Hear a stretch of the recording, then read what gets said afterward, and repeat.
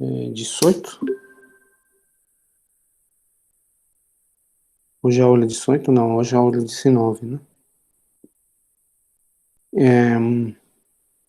Então, a gente começou a aula passada fazendo um exemplo, né? Da primeira, do cálculo do primeiro grupo de Galois, que foi nesse exemplo aqui da extensão QUW, extensão de Q, onde U é uma raiz cúbica da unidade e W é U é a raiz cúbica de 2 e W é a raiz cúbica da unidade, né? Então, a gente provou que essa extensão era normal e achamos o grupo de Galois, né? Fazendo primeira extensão para U. Vimos que a gente podia estender de 3 maneiras, né? Colocando as 3 raízes do polinômio minimal. E depois para W, isso era feito de 2 maneiras, colocando as 2 raízes do polinômio minimal de W. Então, para cada uma dessas extensões, a gente tinha 2 aqui. Logo, a gente tinha 6 extensões que foram descritas aqui, né? Então, o grupo de Galois tem 6 elementos. Portanto, o grupo era ou C6 ou EC3, o grupo de permutações. Como o grupo não era comutativo, então tinha que ser EC3. Então, encontramos o grupo de Galois da extensão, que era EC3.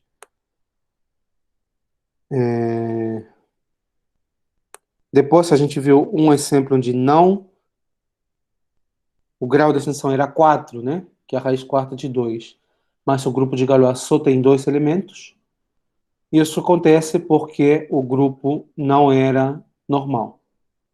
Eu não estava juntando todas as raízes do polinômio minimal. Só estava juntando 2, né? Essas 2. Depois a gente viu que quando o polinômio é irredutível, o grupo de Galois age transitivamente nas raízes, ou seja, dado uma raiz, eu consigo chegar em outra por um automorfismo do grupo de Galois. Lembra que o grupo de Galois permuta as raízes de um polinômio, né? Com coeficiente em K. Aqui está a prova. E a gente vai hoje falar da correspondência de Galois, tá? Eu comecei um pouquinho a falar, mas não entrei em detalhes. Isso vai ser o conteúdo da aula de hoje. Tá? Então, o que é a correspondência de Galois, né? A gente tem uma extensão de corpos e a gente tem um grupo de Galois, que são os automorfismos de F que fixam K, né? Que estende a identidade, deixa todo elemento de K fixo.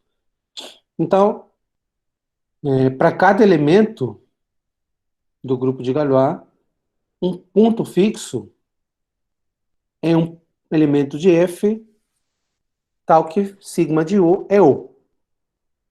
Por exemplo, todo elemento de K é um ponto fixo de G. Né? Mas sigma poderia ter outros pontos fixos, né? Além dos elementos de K. Eu sei que todo elemento de sigma fixa K, mas você não disse que só fixa K. Né? Ele fixa K e poderia fixar outros elementos. Né? Tá bom? Então eu já sei o que é um ponto fixo, né? De um elemento de G. Se a gente começa com um corpo intermediário, eu posso definir o subgrupo do grupo de Galois que fixa não somente K, mas fixa todos os elementos de E. Né? Seria o grupo de Galois de F sobre E. Né? São todos os elementos de G. Lembra que os elementos de G fixam K, né? Mas que eles também fixam todos os elementos de E. Tá? Ou seja, são os elementos do grupo de Galois de F sobre E. Né? A extensão a extensão de E para F tem seu grupo de Galois, né? São os automorfismos de F que fixam E.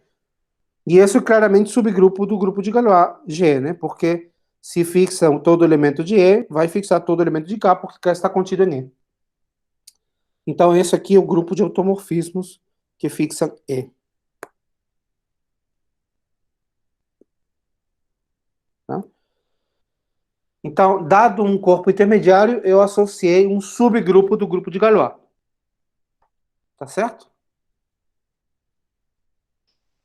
E isso é um subgrupo, né? Se você pega dois elementos que fixam E, é claro que a composição também vai fixar E, né? Isso é um subgrupo, tá bom? Reciprocamente, se eu começo com um subgrupo, eu posso associar um corpo. Agora, pega um subgrupo do grupo de Galois, não é mais esse subgrupo aqui, mas é um subgrupo qualquer, né? H é um subgrupo. A notação para subgrupo que eu costumo utilizar é essa, menor ou igual, né? Quando você vê menor ou igual, significa que é um subgrupo. Definimos o corpo fixo como sendo o conjunto FH, né? Que são todos os elementos de F que são fixados por todo elemento de H. Não por um elemento, por todos os elementos de H. Lembra que os elementos de H são automorfismos de F, né? Então eu quero o corpo, de fato eu vou mostrar aqui um corpo, né? Eu quero o conjunto de todos os elementos que são fixados pelos elementos de H. Isso é um subcorpo, né? Deixa eu ver se eu escrevi isso aqui. Ah, tá aqui na proposição. Tá? Isso é um subcorpo. Tá? Então, eu começo com um subgrupo, associo um subcorpo. Uma coisa que talvez seria bom colocar aqui também é que 3, o grupo de Galois, né? Grupo de Galois de ENF é um subgrupo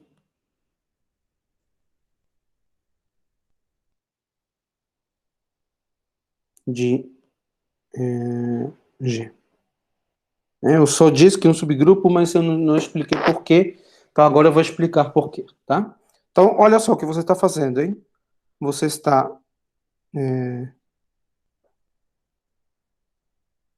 Não, eu vou fazer um diagrama depois. Deixa eu mostrar aqui essas três afirmativas, tá? Antes disso, deixa eu fazer a prova. Prova. Vou fazer uma por uma, eu vou fazer rápido porque são simples, né? Por que que K está contido em FH? Bom, eu sei que se sigma está em H, então sigma está em G, né? Sigma está em G, porque H é um subgrupo de G, e G é o grupo de Galois de F sobre K, tá bom? Então, sigma fixa todo elemento de K. Então, sigma fixa todo elemento de K. Para todo sigma, né? Todo sigma de H.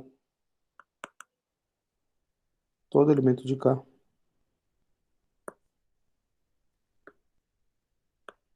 Logo, K está contido no corpo fixo de H.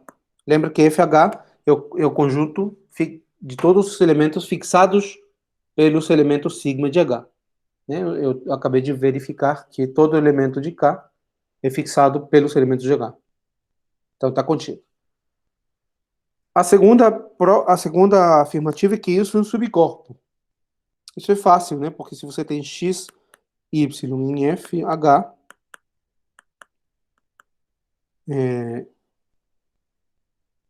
tem uma coisa de graça que a gente tem, é que isso está contido em f, né? Olha, a definição de FH são x em f. Então, FH sempre está contido em f. Tá? Então, de fato, está dado um conjunto intermediário entre K e f. Agora, para provar que um corpo, né? Se eu tenho, por exemplo, que x e y pertencem a FH, e sigma, e sigma é um elemento de H,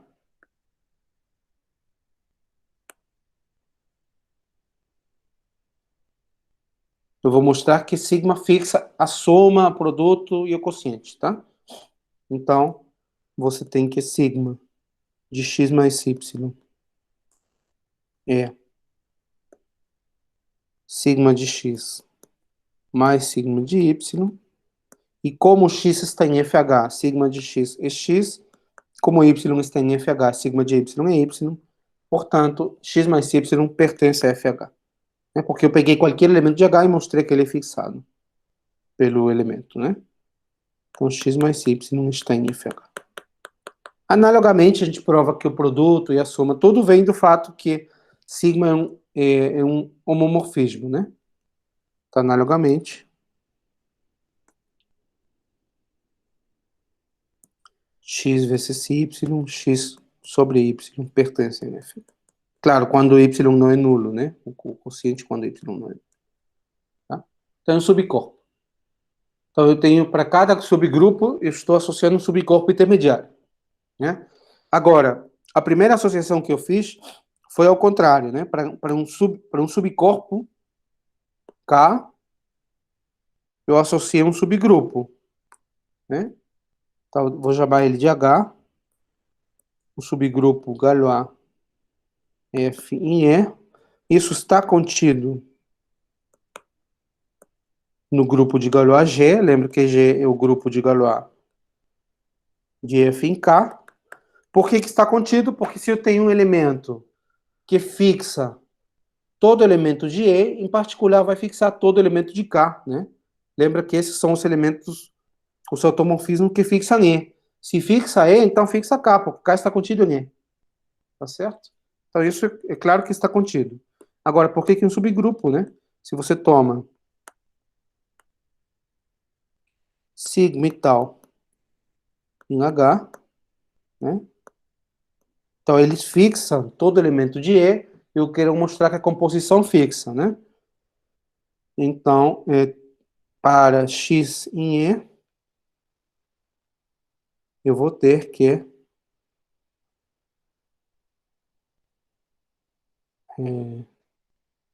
sigma composta com tal em x, né? Sigma de tal de x, isso aqui é sigma, tal de x é x, né?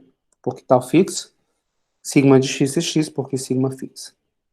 Tá? Então, isso vale para qualquer x em E. Isso implica que sigma tal pertence. Né? Analogamente, a inversa de sigma pertence. Então, em um subgrupo. Tá bom? Isso prova a proposição. Então, deixa eu ver o que eu estou fazendo aqui. Marcar uma linha aqui, eu vou explicar. Então, eu fiz duas coisas, né? Eu peguei um corpo intermediário entre F. Vou fazer outra cor. A gente pegou um corpo intermediário entre F e K.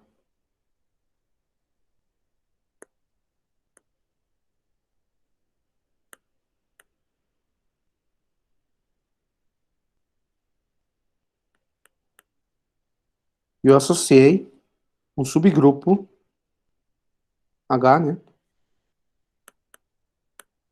Grupo de Galois de E sobre F.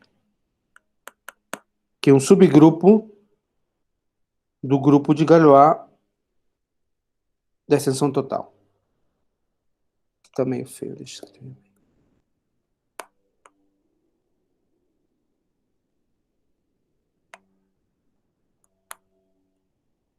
Tá bom? Isso aqui é um subgrupo de G. G é o grupo de Galois total. Certo? Por outro lado, a gente fez o contrário, né? Eu peguei um grupo G, todo grupo contém a identidade, né? O subgrupo trivial, né? Peguei um grupo aqui no meio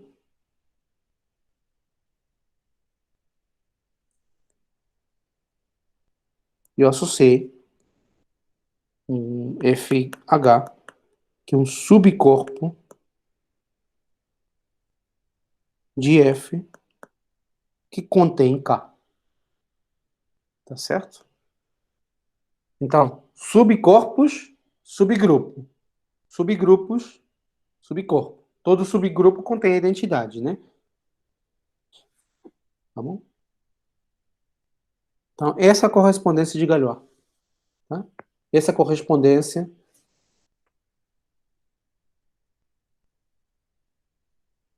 Ah, não, vou ter que abrir uma nova folha aqui. Achei que tinha deixado mais espaço para falar. Tá? A correspondência de Galois é exatamente isso, né? Correspondência de Galois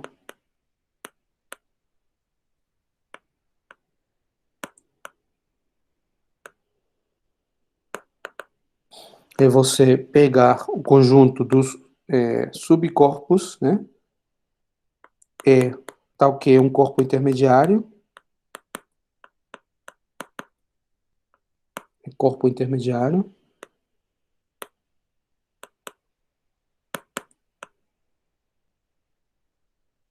intermediário,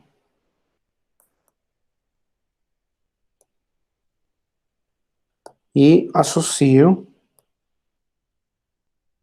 um subgrupo um subgrupo, né? H, tal que H é um subgrupo de G, onde G é o grupo de Galois.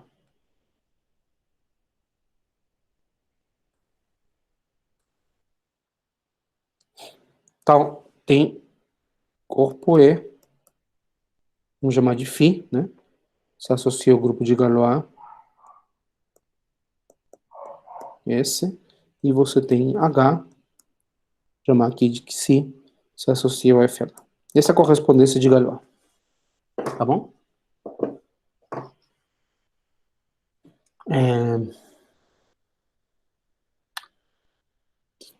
Então, o que que eu deixa eu falar dessa correspondência?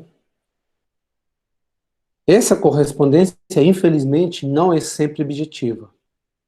Parece, né? Parece que eu estou construindo o inverso do outro, mas não vale sempre isso, né? O que vale? Essa correspondência objetiva, quando o grupo, quando a extensão, desculpa, é uma extensão de Galois, que eu vou definir na aula de hoje, mas, em princípio, a correspondência não é objetiva, a gente só tem algumas inclusões. Ó, deixa eu falar para vocês o que a gente tem. Então, algumas propriedades, né? Propriedade 1.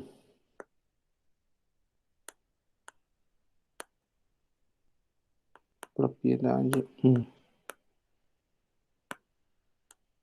A correspondência de Galois reverte inclusões.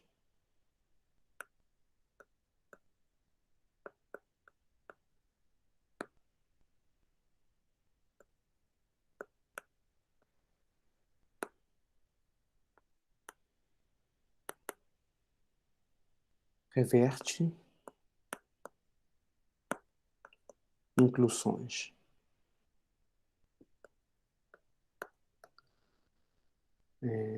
Estranho, não falei isso aqui.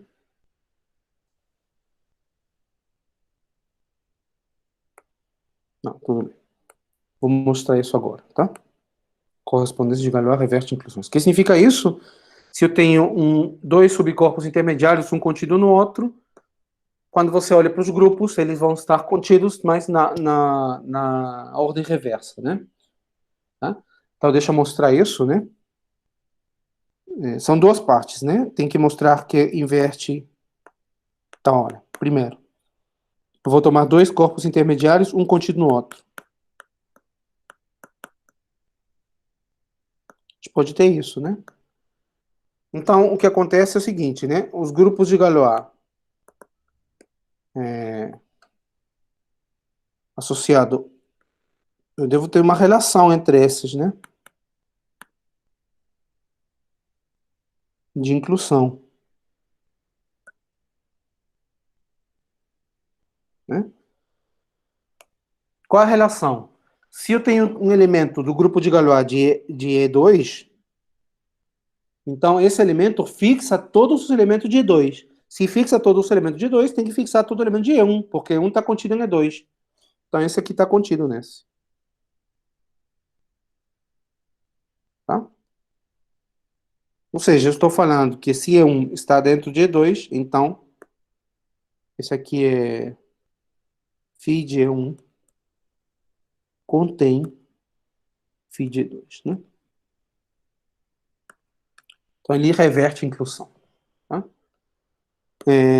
E ao contrário também, né? Deixa eu ver. 2. Se você pegar dois subgrupos, né? dentro do G, grupo de Galois, da extensão total. Então, o corpo associado, né, que seria o fixo, os elementos que são fixados por H1, e aqui tem os elementos fixados por H2, um tem que estar contido no outro, né? Deixa eu ver. Se um elemento é fixado, isso aqui é um subcorpo de F, né? Se um elemento é fixado por todos os elementos de H2, ó, pega um elemento aqui, fixado por todos os elementos de H2, então ele vai ser fixado por todos os elementos de H1, porque H1 está dentro de H2. Todo elemento de H2 fixa o elemento X, né? Estou tomando um X aqui. Então todo elemento de H1 também fixa, porque todo elemento de H1 é um elemento de H2. Portanto, o X está em F de H1. Então temos essa inclusão aqui. Tá bom? Ou seja, se eu tomo H1 contido em H2, subgrupo, então Si de H1 contém Si de H2. Tá bom? Então a correspondência de Galois reverte inclusões. Tá? Professor, Oi, você pode explicar de novo essa propriedade I, por favor? posso. Eu quero provar que se eu tenho dois corpos intermediários, um contido no outro, então quando eu associo o grupo de Galois de um, ele vai conter o grupo associado do grupo vai conter o grupo de Galois associado ao outro. Então para isso, eu vou começar com um elemento aqui. Lembra que os elementos do grupo de Galois são automorfismos de F, né? Então toma um sigma aqui. Então isso significa que sigma fixa todos os elementos de E2. Essa é a Sim. definição, né? Ah, tá. E aí, como. Como E2 contém E1, Sim, então ele também fixa todos os elementos de E1. exatamente. Tá Ah, bom? tá. Ok. É porque eu tinha entendido na primeira vez que você falou, mas aí quando eu fui ler de novo, tava Não, trocado a inclusão. Eu falei, ué, deveria ser o contrário, não, mas tá bom. não, ele reverte mesmo. Entendi, beleza. Tá? Entendi, obrigado. Isso vale em geral, né? Se você tem um conjunto, não precisa ser, aqui não precisa ser automorfismo nem nada. Se você tem um conjunto contido no outro, os pontos fixos sempre, quando você associa o conjunto de pontos fixos, sempre inverte. Mas não, essa observação que eu estou falando é outra. Eu estou falando dessa outra aplicação, né? Você tem pontos fixos de H e você pega um subgrupo de H, então os pontos fixos de H estão contidos nos pontos fixos do subgrupo, que é a explicação do item 2 e 2. Sempre É vale tipo, a inclusão reversa. é tipo propriedade complementar mesmo, né? De conjunto, né? A contínuo de É, B, complementar de B, contínuo exatamente. complementar de A. É exatamente esse tipo de inclusão que vale. Tá? Agora, também vale o seguinte, ó, essa propriedade aqui bacana. A primeira coisa que a gente pensa quando vê essa correspondência de Galois, fica emocionado, né, e fala assim, olha, isso deve ser uma objeção, né? Eu tenho uma maneira de ir desse conjunto ao outro, eu tenho uma maneira de ir do outro conjunto nesse, pô, deve ser uma inversa da outra. Mas não é, infelizmente não é. Às vezes é, às vezes não. Tá? A gente vai estudar o caso quando isso é uma objeção, mas não é. Em geral, não é. Isso tem a ver um pouco com a propriedade 2 aqui. Propriedade 2. Propriedade 2 eu vou escrever assim, ó. Sucessivas aplicações. Sucessivas. Duas cesses, né? Sucessivas aplicações.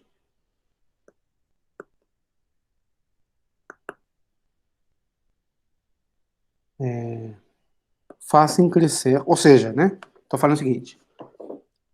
Pega um elemento aqui, corpo intermediário, aí aplica φ, aí você tem um grupo, aí aplica Si. Aí você tem outro corpo. E aí você quer comparar, né? Corpo com o qual você começou com o corpo que você terminou. Essa seria uma aplicação sucessiva da correspondência de Galois, né? Começa com E, associa o grupo de Galois, e aí vem com o corpo fixo daquele grupo de Galois. Isso faz, em geral, com que o teu corpo cresça, tá? Então, sucessivas aplicações da correspondência de Galois.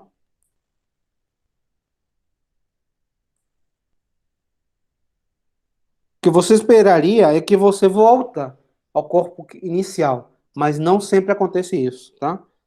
Da correspondência de Galois.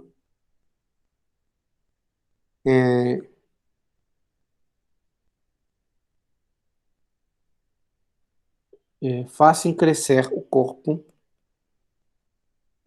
fazem crescer. Pelo menos crescer, poderia ser igual, né? Mas pelo menos vai conter o cara que você começou, né? O corpo ou o grupo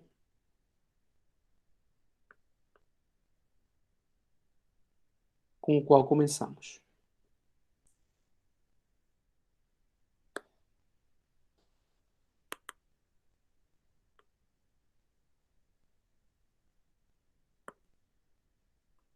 Tá? Ou seja, né? Se eu começo com um corpo, estou falando o seguinte, né? Eu começo com um corpo E. Aí associo o grupo H, que é o grupo de Galois, de F sobre E. Aí eu venho, associo, isso foi aplicar φ, né? Agora associo Xi, ou seja, eu pego o corpo fixo de FH. Então, o que eu tenho é que esse corpo contenha. Vou explicar isso. Vou colocar mais para a esquerda.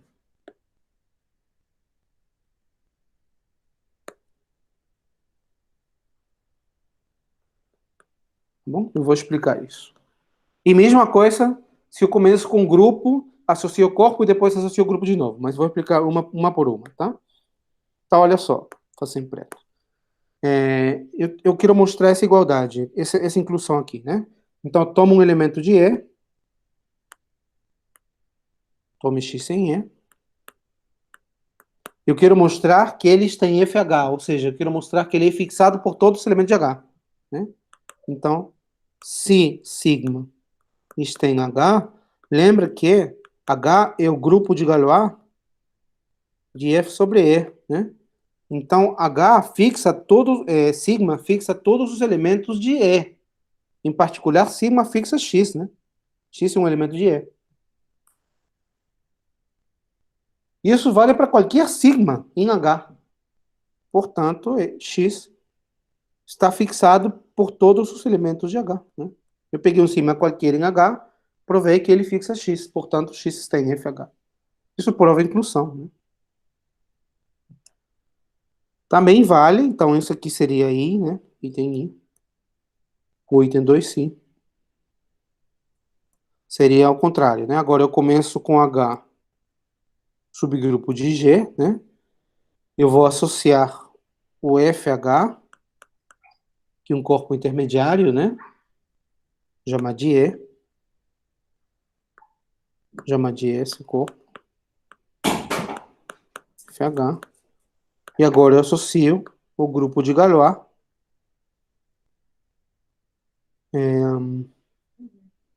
de E.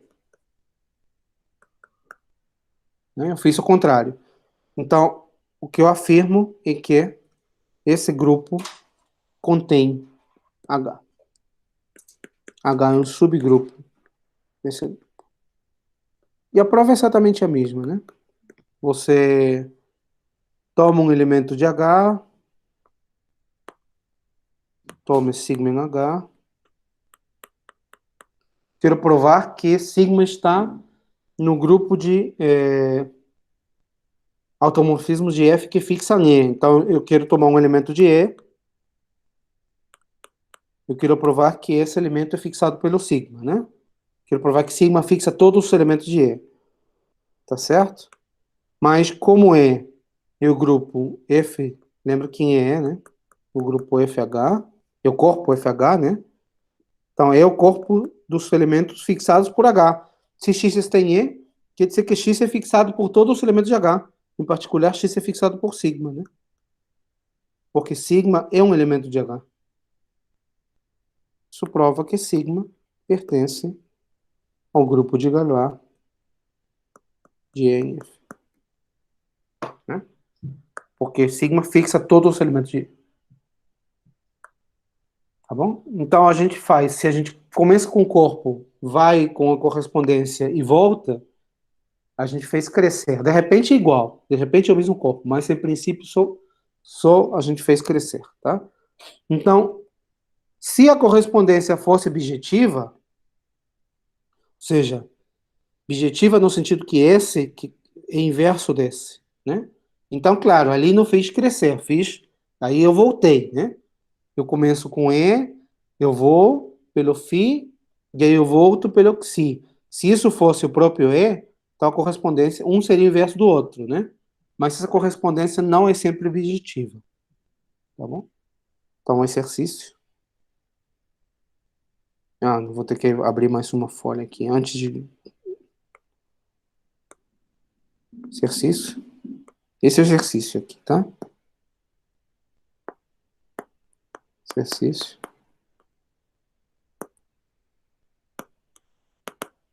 Prove que a correspondência de Galois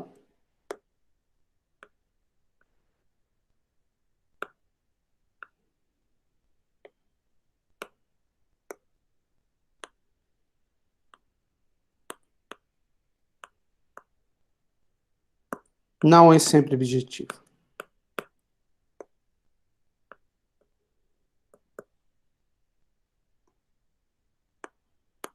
Então, tem um mapa de um conjunto no outro.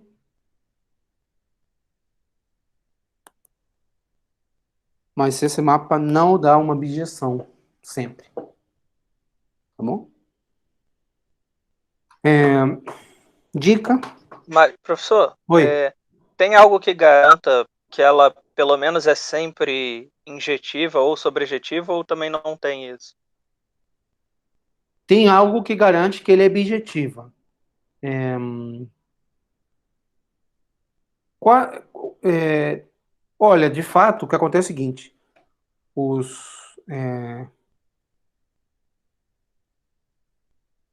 Você lembra como a gente encontrou os grupos de Galois, né?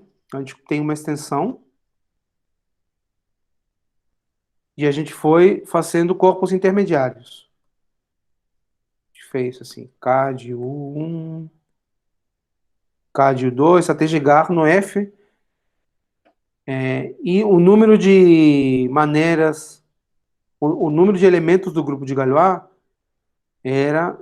você vai multiplicando o número de maneiras de fazer cada uma das extensões.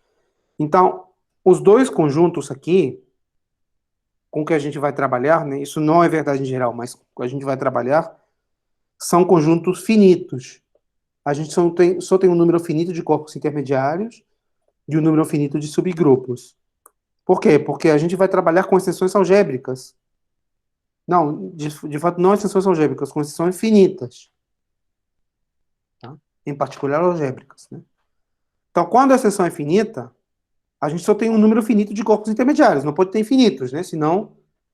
Uhum.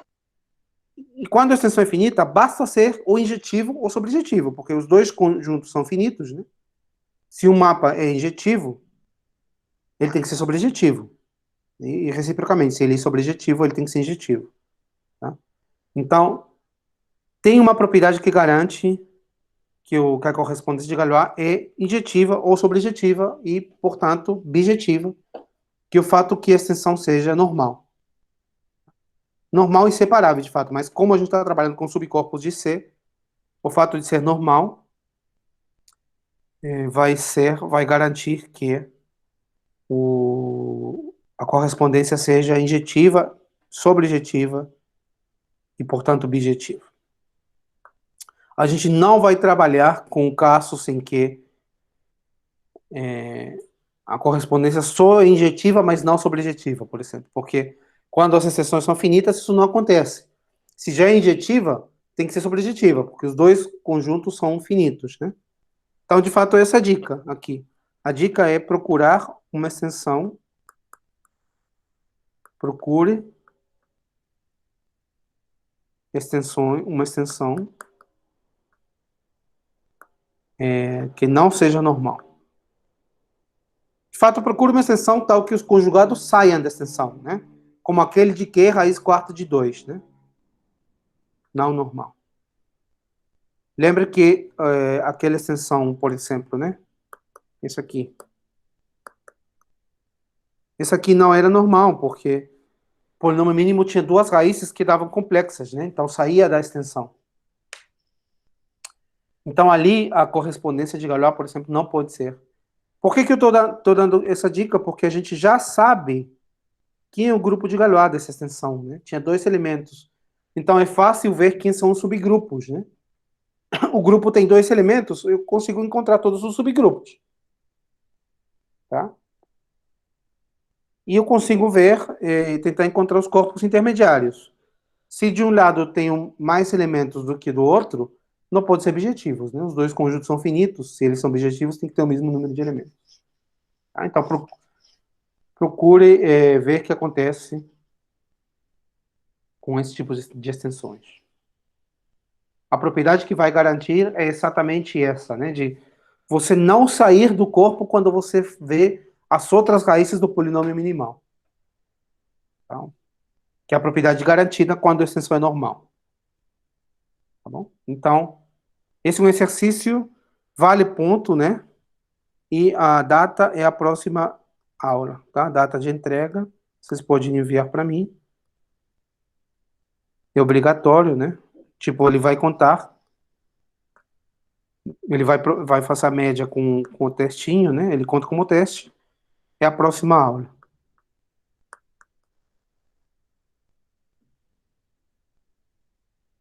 Tá? Então, procure uma extensão que não seja normal, claro, sempre finitas, tá? A gente está trabalhando sempre com extensões finitas. Eu quero encontrar a raiz de um polinômio, né? Cada raiz é algébrica, um elemento algébrico, por ser raiz do polinômio. Né? A filosofia que está por trás de considerar extensões finitas é a seguinte: eu quero encontrar raízes de um polinômio. Eu quero conjunto das raízes. Então, eu vou trabalhar com esses corpos, né? E essa aqui é uma extensão finita, porque eu fui adjuntando elementos algébricos. Cada um desses elementos é algébrico, né? Raiz do polinômio f, né? F está aqui, né? Cada vez que eu adjunto um elemento algébrico, a extensão é finita, né? Isso a gente provou. Quando eu adjunto um único elemento algébrico, a extensão é finita. Então, eu vou fazer n extensões finitas, portanto, a extensão total é finita. Então, isso aqui é finito. Então, por isso que a gente vai trabalhar só com extensões finitas, tá bom? Em particular, algébricas.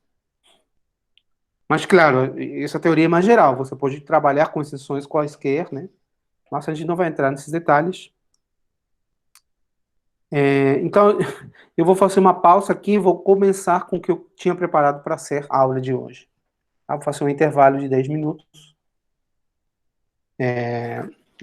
Em 10 a gente continua e eu vou parar de gravar para fazer esse intervalo. Se alguém